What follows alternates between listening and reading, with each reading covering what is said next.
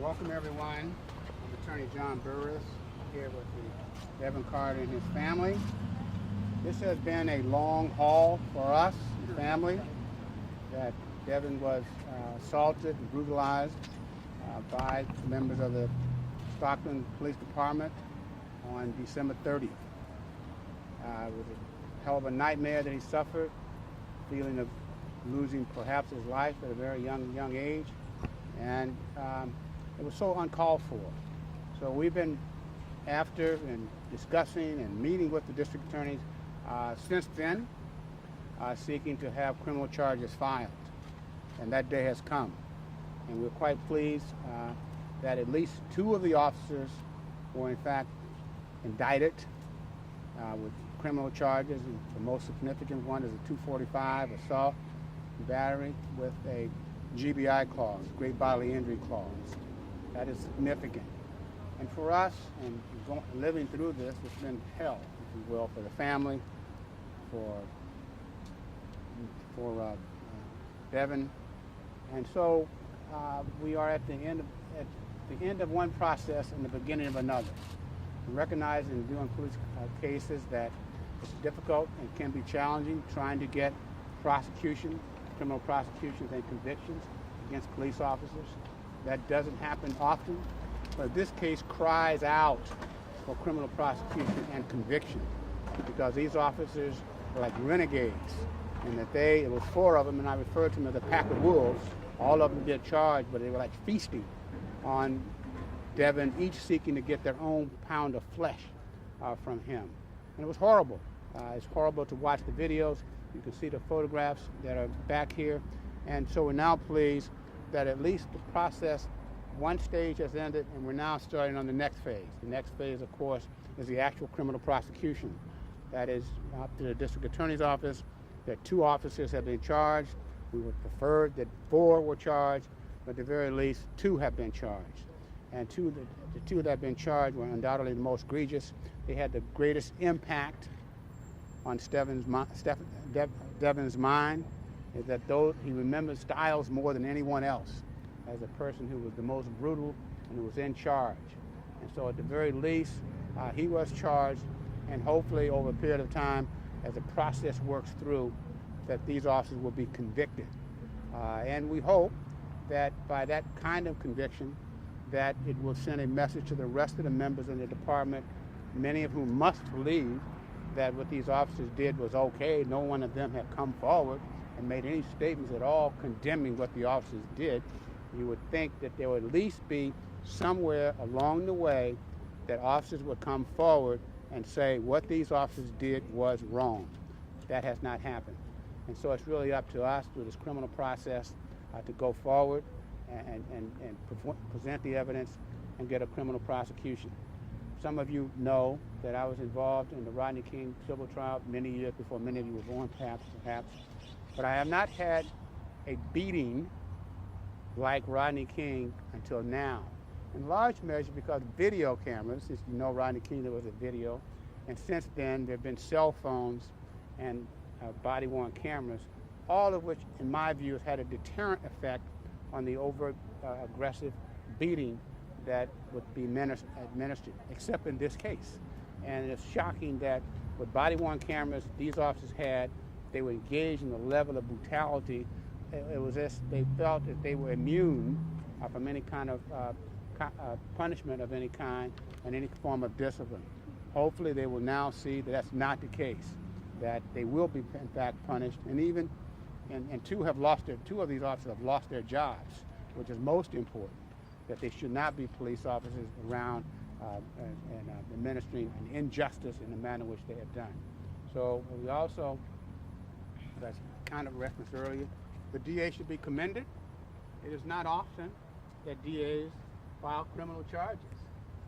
I've represented over 1,000 people in my career, and it's only been 3 or 4 prosecutions, 2 more recently, but it's not a common occurrence, even though often we ask the DA to strongly consider it. Some counties that does not happen. Maybe there may be more with the Attorney General's office taking a more in-depth look at cases where shootings take place with a person unarmed. That might happen. But even so, what we have here is that this DA did it. And she did it, I don't believe, with a lot of prodding, with a lot of discussion. And so I'm pleased that she stepped forward, did the evaluation, and then ultimately came forward with the charges that were presented to the grand jury. So in that sense, we're very pleased about the process as it relates today.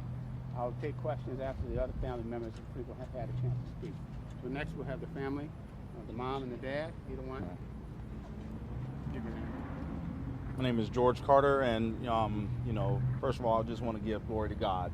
You know, this is the start of something that we've been asking for police officers to be prosecuted, and I just want to thank the DA's office for doing that job for us, for working with us hand in hand. It's been a very difficult process, and it's something that we're, you know, like I said, it's just the start of a new beginning, and that the city of Stockton has taken, you know, a step towards making things right.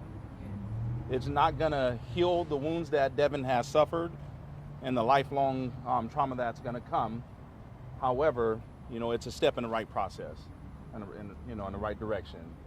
And, you know, we're just looking for the day that these officers are sentenced. And, you know, we just want to make sure that this doesn't happen again. Not only to him, but to anyone else. Yeah, to anyone else. More importantly, that the officers have a sense that they will be held accountable for this level, and that there's no free beatings anymore. We hope that's true. I think George Floyd, in many ways, and frankly, in the case I've been involved in, has had a profound impact on public awareness, and I think it's impacted district attorneys that that level of brutality that is occurring around the country, and particularly here, is unacceptable, and the general population is not going to accept it. Remember this was a grand jury. It's a grand jury. There's people from this community who came forward and basically rendered a judgment that these officers should be indicted. That is a very good sign, because that doesn't happen often. I can remind all of you what happened in Brianna's case back in Louisville, where a grand jury didn't come back in a brutal shooting case. So I think that we are really moving in a positive direction. Time will tell, of course. One case does not make a movement, but I've often said that George Floyd represented more than a moment, possibly a movement, and I think this is an example of that, where the awareness of what is taking place and has taken place is holding officers accountable. And so in that sense, I think it's a new day, and I'm hopeful that it's a new day, but not the last day. It's the beginning, I hope. So let me go from there. Let me see who we have. Mom, you want to say something? Jasmine. Let me go. Community coach here. Jasmine.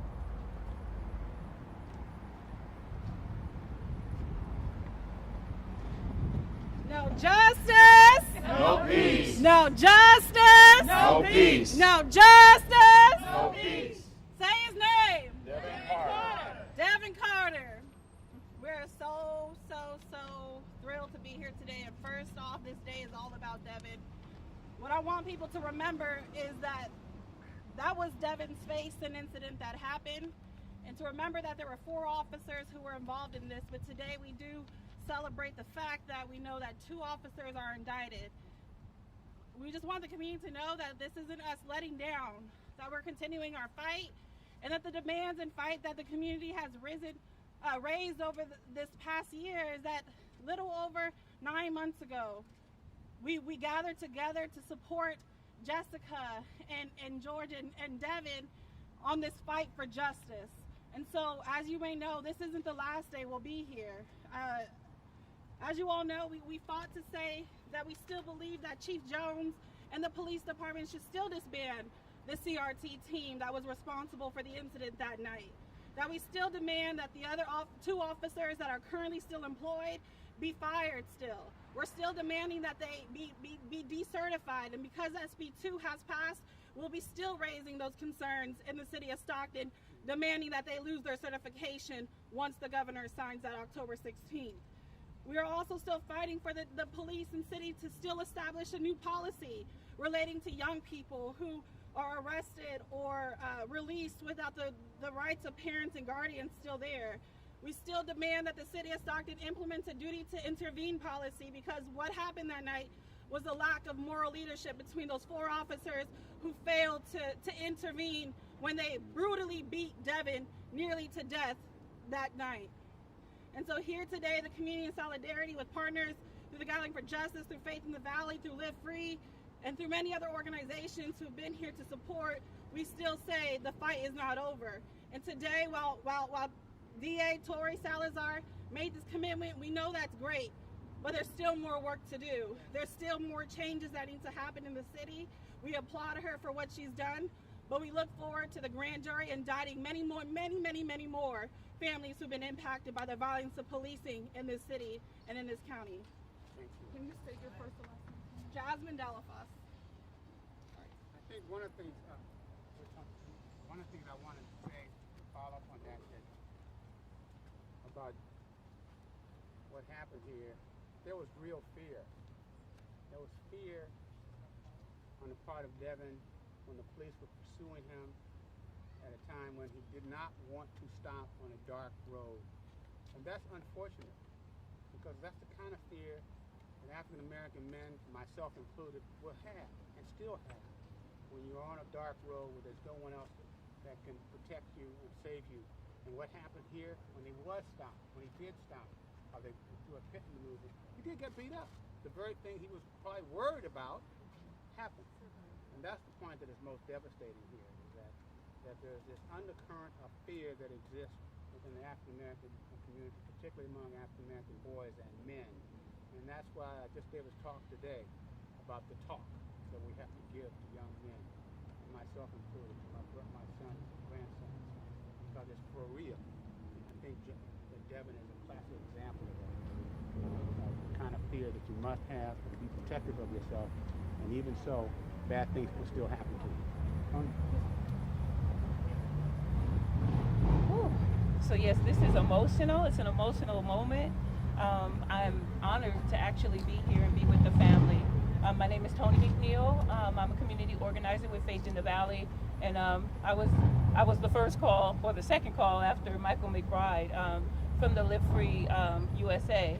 And so when he said fear, John, that resonates all through me. We cannot make things change if the community doesn't step up and acknowledge the fact that Black and brown young men and women are fearful when they are pursued and pulled over and stopped by law enforcement officers. The community cannot step back and idly sit back anymore and ignore the fact that our youth and our young adults have been beaten or are often beaten and brutalized, sometimes shot, sometimes killed by law enforcement officers that are not held accountable. And so today, this is just the first time in my lifetime that I've ever even witnessed a law enforcement officers being indicted. I'm here in the Stockton, California. I'm from Stockton, and I've never bore witness to this in all of my life. 52 years, I've never seen law enforcement officers be held accountable. I'm looking to see more officers be held accountable. This baby should not have been beat the way that he was, and the community should have been turned upside down in outrage. So we can't continue to rest. We can't sit back. We can't continue to just push this thing to the side, and we can't expect law enforcement and the DA to do all the work. We have to make them do it. We've got to make them adhere to the law, make them follow the rights. We've got to make them do what is right. So I applaud everyone that advocated. I applaud the parents, because they stood their ground. They kept fighting. They kept pushing. But this is not over. We've got 2 officers that stood there and watched this baby get beat, and they are still working. They're still getting paid tax dollars coming from my check while they can go out there. And I don't know whether or not you're even suitable to actually be on the law force anymore, having stood back and watched somebody be abused and brutally beaten. Yeah, there's still more to be done. So, Thank you. Can we elaborate more on my name is Brittany, I'm with KPRA, sir. Can we elaborate more on the 2 officers who were not charged? Did they just stand there and watch? Did they not report? And, how do you feel about them not being charged? I thought that the 2 officers there came upon the scene. They weren't the initial perpetrators, per se.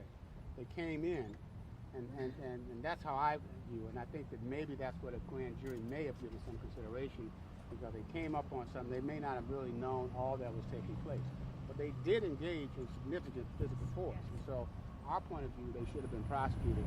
But I understand that the grand jury did not do so. And let me just say philosophically, given that I've been involved in a lot of cases where reform has been the centerpiece of what you're trying to get done, when you're trying to change the culture of the department, and it takes an incident, one or more incidents, to cause the responsible people, the mayor, the city manager, and the police chief, to appreciate that business in the past cannot be business as usual, and that they have an opportunity to use a case like this to change the culture, change the training, change the accountability, and really move the department in a progressive way. That can be done, and it can be done only if, in fact, there is a willingness on the part of the leadership within the department and the leadership within the town. But it can be done, and if it isn't done, you'll have more cases like this in the future. That means that no lessons were learned, and there was no effort made to change the dynamics and the culture of the department. That requires concerted commitment on the part of the police chief and the city leaders. Okay. Any questions? Anyone? What's the charge on the night? Resisting arrest, and what's happened post-charge? Well, what he has is in juvenile court there, and that matter is confidential. It's a privileged communication, so we're not in a position to talk about what happened there. But I will say this, so it's real clear here.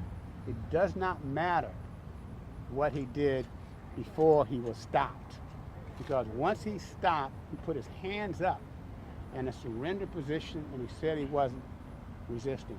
And that's when he got beat up. When he got beat up was not for what he'd done before. He got beat up because they could. And I may have been street justice punishment for him not obeying what they wanted him to obey. But notwithstanding that, they're held accountable for them because they have no right to administer street justice on the street to a young person or anybody because you don't like how they responded to you in the first instance. John, let me Definitely. clarify that question real quick, because the DA is saying she's changing her charging on resisting arrest so that there has to be review of a body camera because that charge is so often misused. Absolutely. Can you talk about that? I think that it's body cams, having been involved in other cases, body cams is a wealth of information. And what you really want to make sure that minor events are not used as a precursor, if you will, to charge, to beat someone up or hold someone accountable that really had a very minor event.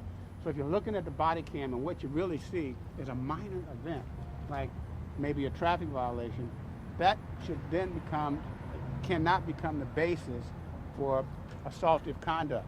It may be another type of charge, but it could be a resisting arrest, it could be traffic violations, but in and of itself does not justify the use of force, and particularly brutal force or outrageous, voracious type force. And so those are the kind of things that the DA can do, because part of the DA is part of the process as well. They can look at the tapes that they see, and they can see what type of conduct that the person was involved in, and whether that conduct in any way justified the level of force that was done. Obviously, they made the decision that it did not justify it, because they did have access to the body cams. But the issue about the body cams is really a function of the police department itself, and whether the department itself is looking at those body cams on a routine basis to see what type of conduct these officers are engaging in and are using as a justification for their level of force or violation. So there's a lot of work to be done here. And it's not negative, it's how do you improve the department? And so this case presents that opportunity for the department, and clearly that's just one review. The biggest review, of course, is holding officers accountable. The message should be clear to all other officers: you engage in this level of brutality without just cause, you can be terminated and or prosecuted. And that's the clear message we're trying to send out here. Mr. Burris, do you believe Stockton Police Chief's recent announcement of his retirement is a result of this case?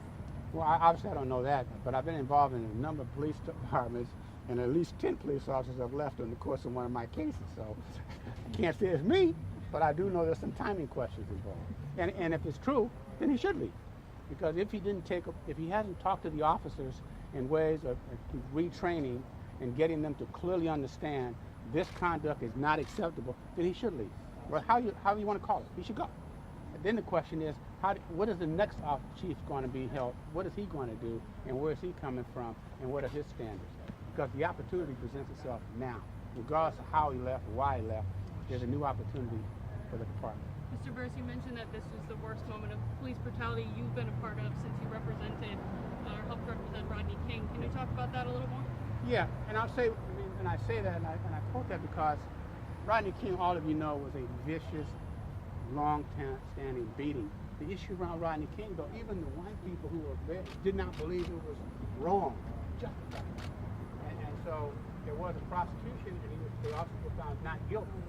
When I got involved in the case, we were in a civil rights case, which we were able to be successful at.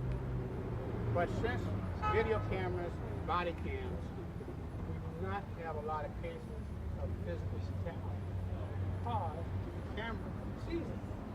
So we have not seen them. And that's why this case was so shocking to me, is that the officers had body-worn cameras, and they still engaged in this level of brutality.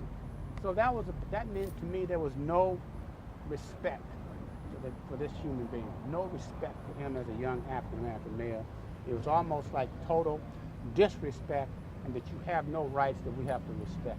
Because when you know the camera's on, and you still do it, that means you don't respect this person, or you don't think anything's going to happen to you, which raises the question of whether this is reflective of a culture within the department itself. That is to say, this level of brutality by that particular unit is acceptable. And that's what has to be looked at, and I hope the DA takes a closer look at it. Is there anything at all, Devin, that you would like to say on this day, what these last few months have been like for you and what today means for you? Anything at all? I mean, the process is a lot. Knowing that 2 out of 4 of the officers are being prosecuted and those other 2 are still on the force, I am in fear for my life. Say I do get pulled over by those 2 officers, the way I will be treated next time. If I get pulled over, will there be retaliation? Those are all of my main factors when I am driving. Any feelings of relief today? 2 out of 4 were fired, and 2 out of 4 are being prosecuted. 4 out of 4 should be prosecuted. You know, as part of the concept of fear, one of the things we asked for was for a stay-away order. And the officers tried to suggest that they didn't need that because the guns were taken. I'm going to tell you, they absolutely did need it, because he is a vulnerable young man out there now, that he can be hooted at, harassed, yelled at, screamed at, even possibly jostled, even arrested, stopped on pretext, and that could be motivated. So we thought it is necessary that he has some level of protection against retaliation. One should not ever be confused that there's no such thing as retaliation by police officers, because there are. And in a case like this, where people have lost their jobs and may go to jail, you can imagine there could be people who want to retaliate against him and even suggest it's his fault. I'm always amazed when we have public discourse and reaction, and a vast majority of the population will believe that it's the victim's fault. When I did Rodney King case, there were vast swaths of people who thought it was Rodney King's fault. He's the one that caused the beating because they thought that he was not even compliant enough. And there are people who feel that way about Devin, that Devin caused this. Well, the truth of the matter is, he didn't do anything that caused the beating that he received, because we don't train officers to give street justice because they don't like the way a person responds to them. You know, you can yell, you can scream, you can say anything you want to a police officer. None of that justifies using force or deadly force. It's not a deadly force case here, but it's damn near could have been a deadly force case by the manner in which he was beaten. Okay? Thank you. Thank you.